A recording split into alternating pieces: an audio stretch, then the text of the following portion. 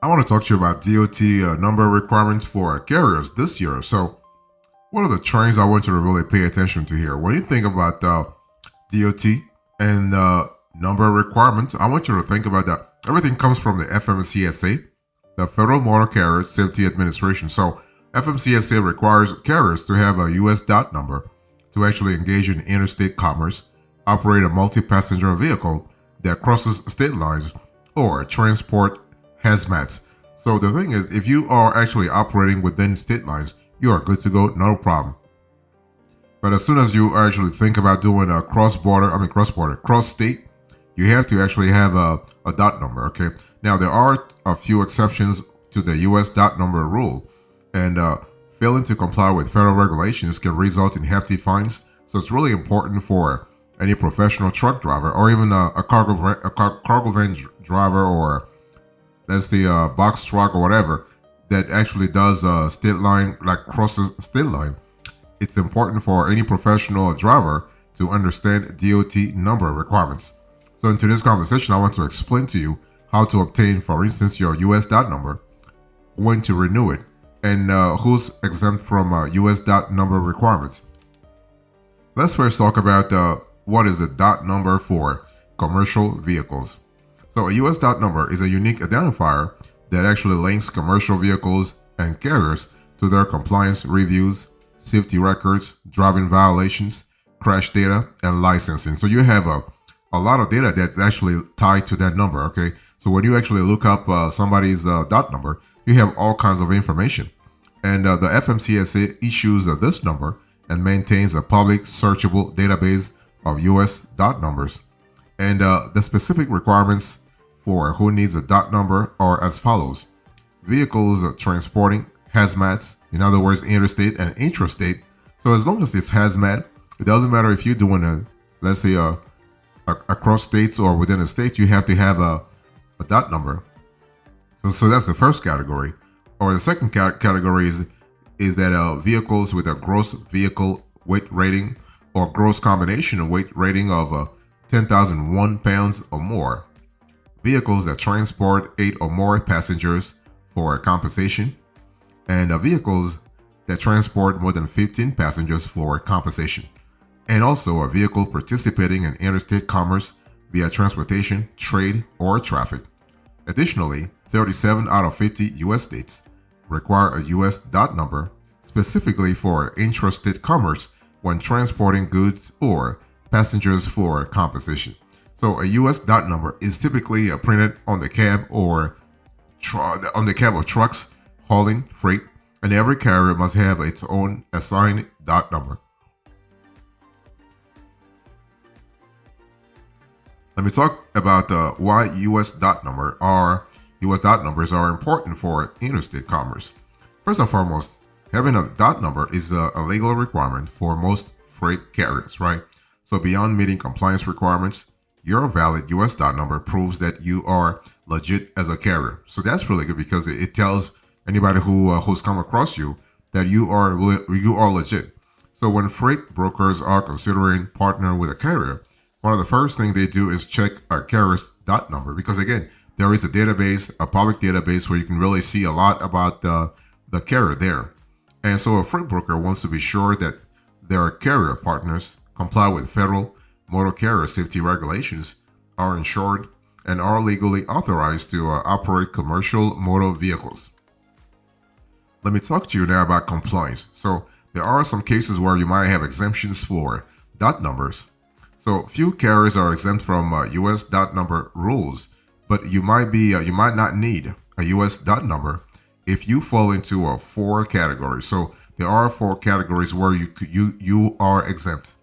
So if your gross vehicle weight is 10,000 pounds or less, if you operate solely within your own state, if you don't earn compensation for hauling cargo, if you transport passengers fewer than 8 in state only, and if you are not sure whether you need a US dot number, the FMCSA offers a quick walkthrough that will tell you whether or not you need one based on your responses to a few questions. So that's actually there's a short questionnaire that will give you all the info you need to actually you just need to answer a few questions, and you get all the info you need to actually determine whether or not you need to have a US dot number this year based on your hauling configuration, based on your vehicle, based on your movements, like your hauling movements, where you go, if you stay within state or you are actually crossing state lines.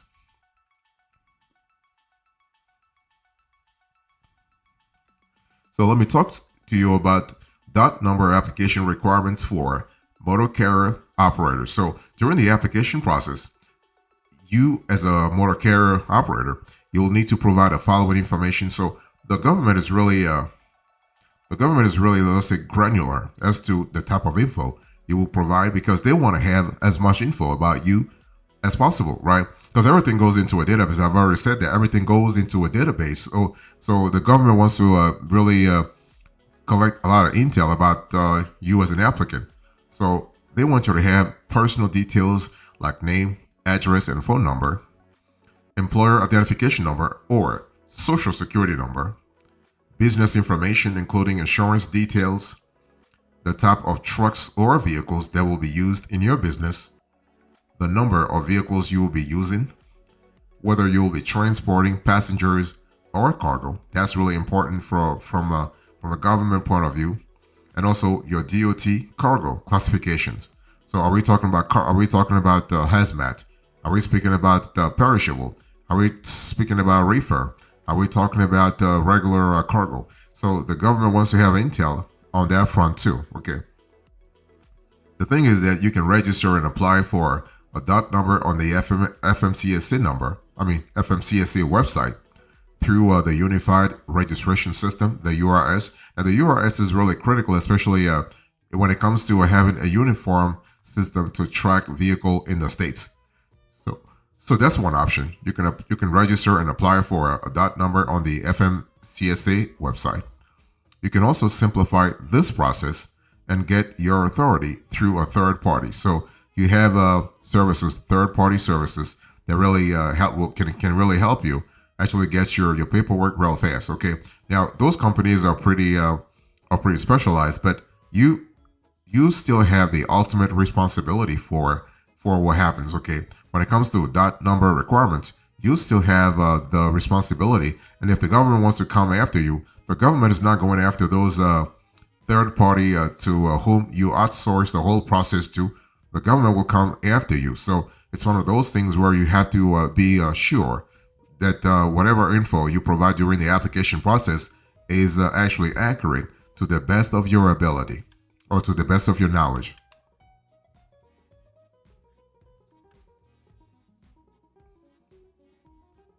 So when it comes to dot number requirements, what are the fees here? Or what's the fee really? Okay, and there's a lot of speculation about the fee that you have to pay for the U.S. You have to pay to the FMCSA. Okay, so registering for a dot number is free, but you may have to input your credit card information on the government's FMCSA website in order to authenticate your identity. This will result in a small incidental fee. So when applying for your dot number, you also need to select the class of operations for your business, and each classification costs $300. And some carriers have multiple classifications. Now, hazmat certifications come with an additional charge as well. You also need to pay state fees for registering your carrier business, and the cost of registration varies from state to state. So some states are expensive and some are not. Okay. For instance, New York is very expensive, whereas Delaware is not. What is DOT certification? Let's talk about that. When you think about DOT number requirements, you want to really have a clear idea about what DOT certification stands for. So a DOT certification is pretty simple. It's a pretty straightforward process. So a DOT certification is really a different process from a DOT number. Okay, a DOT certification signifies that an individual is physically and mentally capable of operating freight. So possessing a commercial driver's license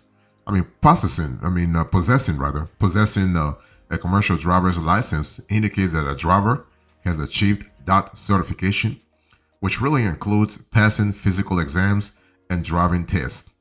DOT certification is also known as a DOT medical certification or a DOT card, unless unless other elements. Unlike a dot number, which is for carriers, every driver, and I really want to insist on that, every driver operating a vehicle over 10,000 pounds must obtain a dot card.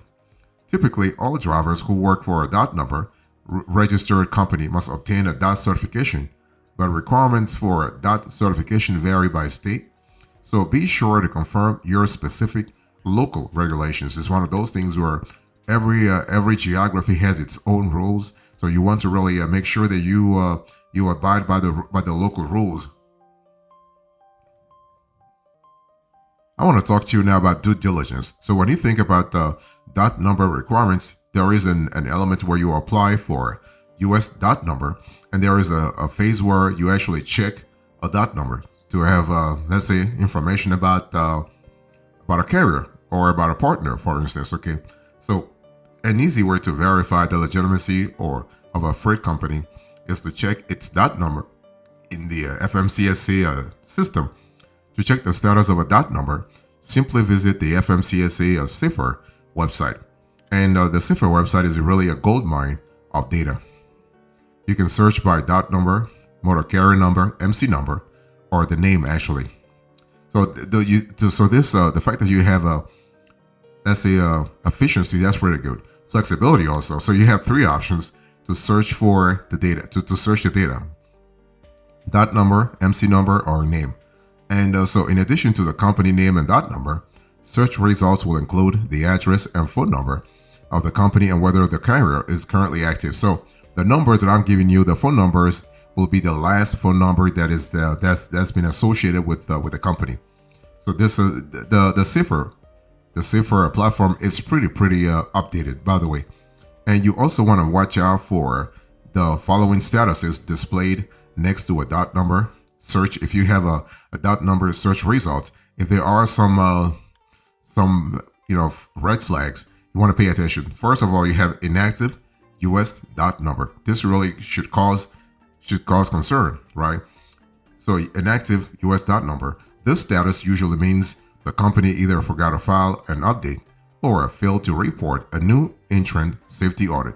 Either way, an inactive status means that they're not compliant with US dot number regulations, and you want to really make sure they comply. You also have out of service. So an OOS, an out of service status, means that a company or carrier has violated a safety regulation or failed a vehicle inspection, damaged brake systems, missing ELDs, and a hauling overweight capacity are all common reasons for an out of service designation for trucking companies or even cargo van companies, as a matter of fact. So driver OOS status may be based on factors related to health, intoxication, or violation of hours of service rules.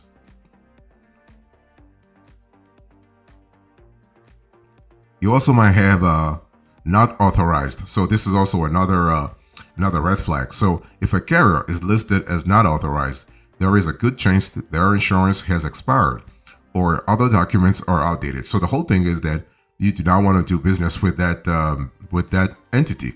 Otherwise, you are exposing yourself to penalties, to lawsuits, whatever. Okay. So a not authorized designation means the dot number is technically active, but the operating authority has been suspended. So one of the most common hiccups in dot number status is actually the biennial update. So in order for your dot number to remain active, you must complete a biennial update every 24 months. And this update can be found online for free through FMCSA. You might also have another indication. This is the cross-check contact info. So this is the government telling you, hey, listen, we're not really sure of what's happening here. We want you to really cross-check. So sometimes a fraudulent company will use a legit company's DOT number, dot number. This is from an identity. This is a form of identity theft and is a serious issue in the trucking industry. By the way, you also have it in the box truck industry, in the cargo van industry, in the step van industry. So let's say in the delivery industry overall. So when checking a dot number, you want to verify that all the info listed matches the info on a load board or a company's website. Even one number in a phone number or a different physical address can be a clear sign of fraud, and you do not want to really associate yourself with such a company. See, the bottom line here is what?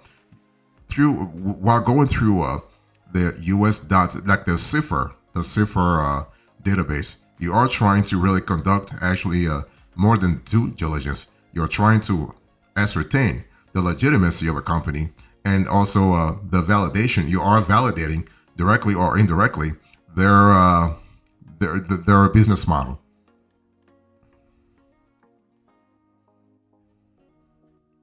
So you also have accident reports. So you can have this also on a CIFR reports. So accident reports. So the CIFR website also include accident reports from the past 24 months in dot number search results. So every company should have an inspection/crashes link in its list of information. And if any accidents are listed, they will also be specifically cleared, whether a crash resulted in fatalities, injuries, or just a tow. So the government wants to really have a clear idea about that. So anytime you have an accident, anytime you have an incident, you have to have either of the three options: fatalities, injuries, or just a tow. You also have, if you have a result data that revolves around poor safety ratings. So in order to find out a carrier's safety rating, you want to follow the safety rating link on the dot result page. So carriers will be listed as satisfactory, conditional, unsatisfactory, or not rated. So that's important to really keep in mind.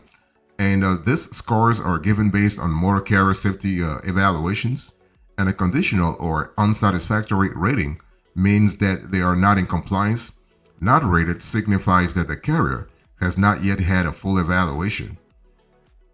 You also have lapsed insurance.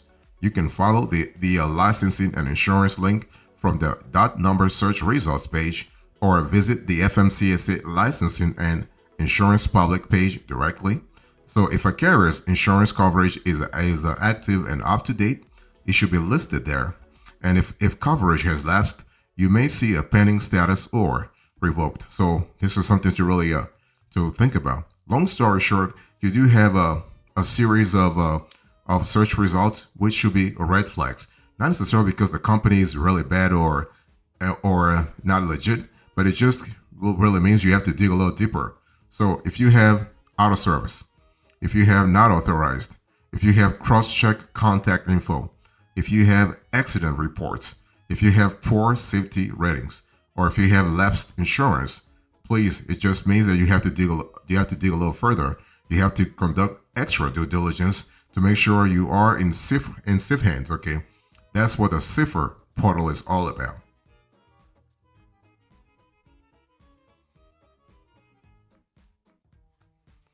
So here are my closing arguments. In today's conversation, I spoke to you about dot number requirements, what are the regulations are around those numbers. I give you the trains, the compliance, the due diligence, and the closing arguments.